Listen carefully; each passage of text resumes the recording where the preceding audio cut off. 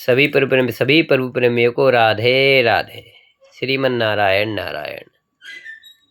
जय श्री राम। भगवान सबका कल्याण करे। तो मैं सभी प्रभु प्रेमियों से एक कथा कहना चाहता हूँ, भगवान के न्याय की, भगवान के लीला की। एक बात है, एक बार भगवान नारायण और नारद जी मृत्यु लोक यानी पृथ्वी लोक पर आ पहुंचे। यहाँ पर साधुओं को वेश धारण किया उन्होंने, और साधु वेश धारण करके वो भगवान ने एक धनवान के यहाँ पर आए। तो वहां पर गार्ड बैठे हुए थे।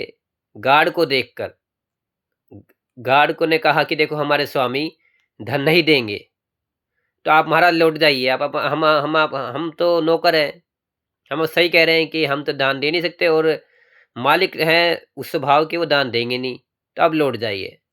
नहीं बोला, हम आपके मालिक से मिलके ही जाएंगे। तो नारायण जो है, नारद जी रुक गए वहीं पर ही। तो शाम को मालिक निकल के आए। तो मालिक ने कहा, बोला तुम्हें कुछ और काम नहीं है, यह मेरे यहाँ मांगने के लिए आ गए, कमा के नहीं खा सकते क्या? बोलो महाराज हम भूखे हैं, भोजन करा दो, बहुत दूर चल के आए हैं। बोले नहीं, मैं एक कौड़ी भोजन नहीं कराऊंगा, मैं कौड़ी पैसे का भोजन नहीं कराऊंगा, निकल जाओ यहाँ से, धक्के मार के निकालूंगा नहीं तो नारायण ने आशीर्वाद दे दिया कि जा सेठ जी, तेरी संपदा 100 गुना और बढ़ जाए, तेरी संपदा 100 गुना और बढ़ जाए।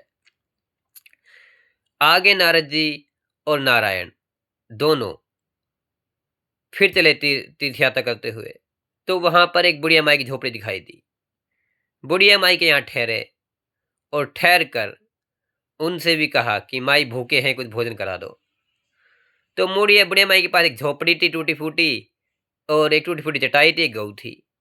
गऊ इतना दूध देती थी कि बुढ़िया माई दूध पी लेती और उससे गुजारा हो जाता बुढ़िया माई का। तो अब बुढ़िया माई ने कहा, बोला आओ महाराज, अवभाग्य में साधु मेरे द्वार पे आए। तो बुढ़िया माई दूध धोने लगी, दूध धो के लाई, और गऊ का दूध धो के लाई, और साधु महाराज को पिला दिया। भगवान नारायण सारा दूध पी गए।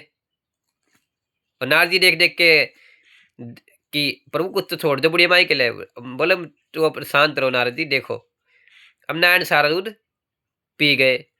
रात को बोले माई हमें थोड़ा विश्राम करना है, अब रात को कहाँ जाएंगे हम। तो बुढ़िया माई की टूटी फूटी चटाई थी, उस पर नारायण से कहा लेटो महाराज, और आप बोले मैं बाहर बैठ के भजन कर लूंगी। अब नारद जी फिर कहा, बोलो बुढ़िया माई को ठंड में मारते हो महाराज, नारायण भगवान बुढ़िया की ठंड में मारते हो, सेठ ने अपमान कर उसको संपदा का आशीर्वाद दे दिया, और बुढ़िया माई को ठंड में मार रहे हो। पर नारायण देख तो सही मेरी, नारद जी देखो सही मेरी लीला। अब भगवान नारायण ने पूरी रात विश्राम किया। सुबह उठ के फिर बोले बुढ़िया भाई कुछ जलपान है, हम आगे जाना है, तो थोड़ा सा हो जाए तो अच्छा रहेगा। तो बुढ़िया भाई ने फिर दूध दिया, फिर सारा दूध पी गए। तो बुढ़िया माई सारी रात बैठ के भजन करती रही भगवान का, और चलते वक्त आशीर्वाद दिया कि बुढ़िया माई तेरी गऊ आज ही सरग सिधार जाएगी।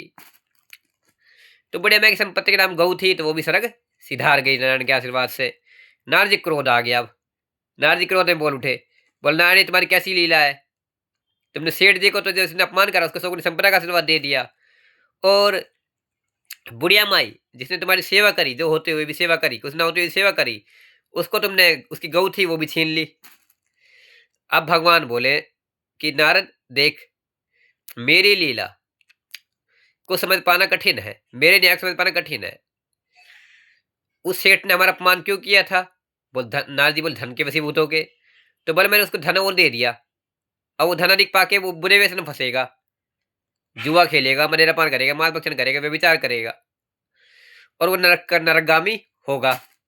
और बुढ़िया माई मेरी परम भक्त है, और ये बुढ़िया माई 7 दिन बाद मेरे पास आने वाली है।